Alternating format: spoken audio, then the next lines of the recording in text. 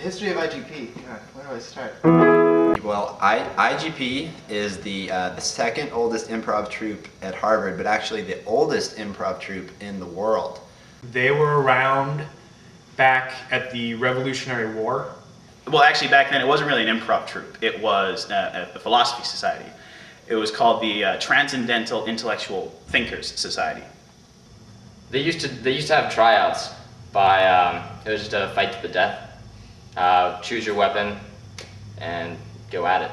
Whoever's still standing at the end, or if it's like they need more people, 2 people left standing at the end. You're in. Welcome to IGP.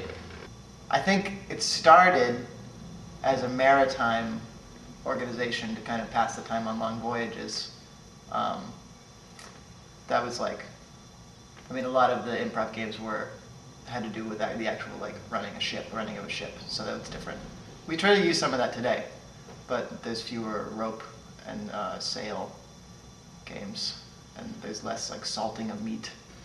Yeah, I think if you go back far enough, there's been some people in my family that have done improv. I was related to Abe Lincoln. My ancestor Silas Wilkins was in IGP back when Ralph Waldo Emerson ran it. I'm the first funny member of my family ever. On my mom's side, I'm related to Duncan I, the King of Scotland. And it sounds like kind of a cliche to reference him because he's kind of the most well-known Scottish king improviser. Yeah, well, IGP has an impressive list of alumni. There was George Washington Carver. 21st President of the United States, Chester Alan Arthur. Eleanor Roosevelt was kind of in IGP. I just thank God for George Washington Carver. We got Betty Crocker, she was in IGP. Sarah Lee, IGP. Little Debbie, also in IGP. That guy who sells all the fish sticks, he was in IGP. Patrick Swayze. Attila the Hun. Some others. Genghis Khan. Then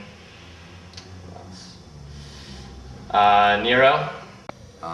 The Green Giant in IGP. Or wait, things that I eat was the question. No. What? Oh, who was in IGP? I have no idea. Edward Sarsouza.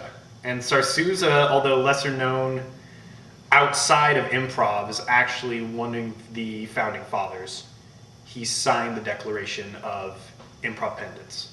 I think there are some unsung members of IGP that were just as good, like David Bowie. People don't talk about him much.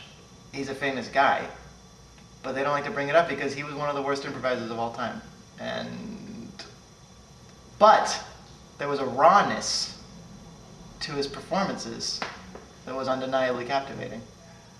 And so even though he was painfully unfunny in most shows, I think I take a little bit of that and try to mix it into what I do too. You can learn a lot about improv from IGP's past.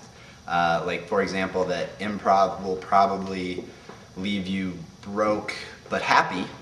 Don't put your cannons upwind, because the smoke will blow into the eyes and infantry is not going to know what's going on.